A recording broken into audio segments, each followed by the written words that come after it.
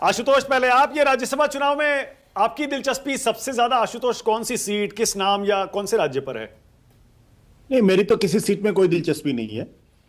और ईमानदारी की बात यह है कि अगर आप तेजस्वी यादव अगर वो दिल्ली आ रहे हैं तो इसका मतलब उन्होंने हार मान ली है और वो मैदान छोड़ के भाग रहे हैं। देखिए, मैं विजय जी की इस राय से पूरी तरीके से सहमत हूं।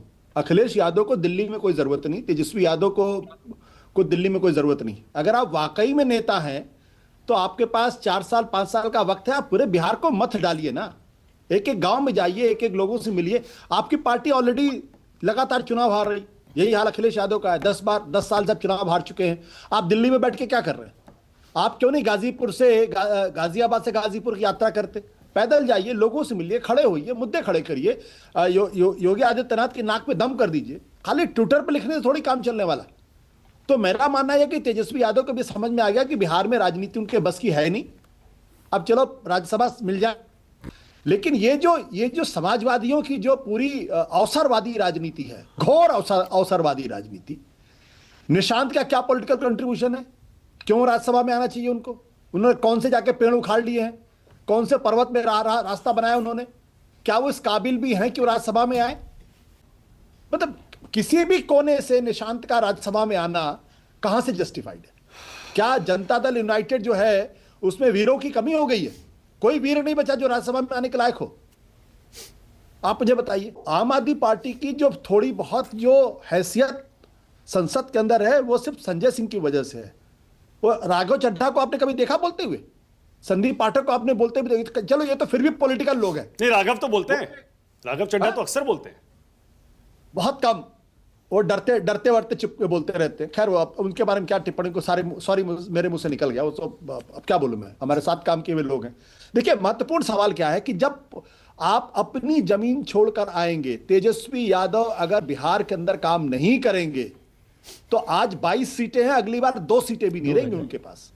2 सीटें भी नहीं रहेंगी। मैं बता रहा हूं आपको, पूरा खानदान इस वक्त तो अपना खानदान संभाल के नहीं चल पा रहे। देखिए, जब संविधान बन रहा था, कॉन्स्टिट्यूएंट असेंबली में जब डिबेट हो रही थी, तब राज्यसभा का गठन इसलिए नहीं किया गया था कि वो रिजेक्टेड और रिटायर्ड लोगों का घर होगा। वहां पे गठन इसलिए हुआ था कि वहां लोकसभा अगर मान लीजिए कोई गलत काम करती है, क्योंकि चुने हुए लोग हैं, अगर वहां मान लीजिए गलती से चुने हुए लोग आ रहे हैं, कोई गलत नियम अगर पास हो जा रहा है या गलत कानून बन जा रहा है, तो राज्यसभा में हाउस ऑफ एल्डर्स है, पढ़े लिखे लोग होंगे, वो उसको करेक्ट करेंगे। हमारे जो संविधान का जो चेक एंड बैलेंस का सिस्टम है वो इसीलिए राज्यसभा बनी है। राज्यसभा रिजेक्टेड और रिटायर्ड लोगों का घर नहीं है। वो दुर्भाग्य की बात यह है कि राज्यसभा रिटायर्ड, रिजेक्टेड और दरबारी लोगों का घर बन गया है, जिसको कहा चलो अकोमोडेट कर दो यार, पड़े रहेंगे वहां पे, अपना बवाल नहीं काटेंगे। ये प्रॉब्लम। इसलिए राज्यसभा की जो गरिमा होनी चाहिए वो गरिमा लगातार कम होती चली गई है। मैं नितिन नवीन के खिलाफ नहीं हूं, और मुझे लगता है कि भारतीय जनता पार्टी नितिन नवीन को राज्यसभा में लाकर अच्छा काम कर रही है, क्योंकि पार्टी के अध्यक्ष हैं तो जाहिर सी बात उनको दिल्ली में रहना है, और अगर दिल्ली में है तो उनको जो पार्लियामेंट्री सिस्टम है उससे उनको एक्वेंट होना पड़ेगा। ये मत भूलिए, वो 5 बार की विधानसभा के चुनाव जीते हुए नेता है, तो उनकी तुलना निशांत कुमार से नहीं हो सकती, या उनकी तुलना तेजस्वी यादव से नहीं हो सकती। वो 5 बार अपने बल पर चुनाव जीते हैं वहां पे। तो उनको आप दिल्ली के लोग नहीं जानते इसलिए हम उनका मजाक उड़ाते हैं, ये गलत बात है। 5 बार मैंने चुनाव लड़ा इसलिए मैं जानता हूं, एक बार चुनाव जीतना बहुत मुश्किल काम होता है, और आप 5 बार वहां से जीते, तो इसका मतलब आपके अंदर एक राजनीतिक समझ है, एक सूझबूझ है। ऐसे लोगों का इस्तेमाल भारतीय जनता पार्टी करे, अच्छी बात है। लेकिन निशांत कुमार क्यों, किस लिए? अखिलेश यादव दिल्ली में क्या कर रहे हैं? कौन सा कॉन्ट्रीब्यूशन है? किस लिए वहां पे खड़े हुए? अरे भाई, 1.5 साल बाद चुनाव है, 1 साल के बाद चुनाव उत्तर प्रदेश के अंदर।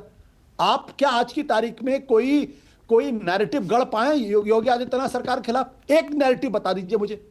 वो इस बार का इंतजार कर रहे हैं कि भारतीय जनता पार्टी में अंदरूनी फूट हो जाए, लोग एक दूसरे के खिलाफ खड़े हो जाए, ब्राह्मण बनाम क्षत्रिय हो जाए, और अमित शाह बनाम योगी हो जाए, और तो हम चुनाव जीत जाए। आप थोड़ी ज्यादती कर रहे हैं आशुतोष अखिलेश यादव के साथ।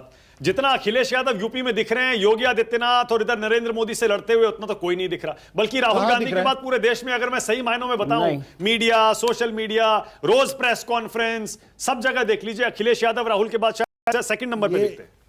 यह भारतीय नेताओं का पतन इसलिए हुआ क्योंकि वो सोशल मीडिया पे दिखते हैं। जिस दिन जनता के बीच में दिखेंगे ना, उस दिन वो वाकई में भारतीय जनता पार्टी। देखिए, मैं बीजेपी का क्रिटिक हूं, लेकिन अमित शाह को आप लगातार 3 दिन दिल्ली में नहीं देख सकते। आप वो कभी सिक्किम चले जाते हैं, कभी केरल चले जाते हैं, कभी तमिलनाडु जाते हैं, झारखंड चले जाते हैं, कभी यहां जाते हैं। आप भले ही बीजेपी की आलोचना करिए, लेकिन जितनी मेहनत उनके लोग करते हैं उसका कोई मुकाबला नहीं है। ओके, उनका कोई, उनके पासंग अगर कोई आता है तो राहुल गांधी थोड़े बहुत आते हैं, वो उनको भी दिल्ली में रहने का बड़ा शौक है। अब अखिलेश यादव, शरद पवार काहे के नेता हैं? अपनी पार्टी नहीं बचा पाए, उनकी पार्टी खत्म हो गई। ममता बनर्जी कम से कम लड़ती झगड़ती तीसरी बार की मुख्यमंत्री है, चौथी बार भी खड़ी हो गई। वो भी इसीलिए क्योंकि वो वहां बैठी हुई ना, क्योंकि अब लोग क्या कहते हैं, शरद पवार ना बहुत चाणक्य। अरे काहे के चाणक्य हैं? सारी सल्तनत निकल गई आपके पैर के नीचे से, आप चाणक्य बने हुए। नीतीश कुमार काहे के चाणक्य हैं? बिहार के अंदर अपने बल पे कभी सरकार नहीं बना पाए, आप काहे के चाणक्य भैया? दूसरों के कंधे में सवार होकर राजनीति करते हैं आप लोग। भारतीय जनता पार्टी जिस दिन चाहेगी उस दिन नीतीश कुमार को सत्ता से बेदखल कर देगी। जनता दल यूनाइटेड कुछ नहीं कर पाएगा, बिखर जाएगा पूरी तरीके से।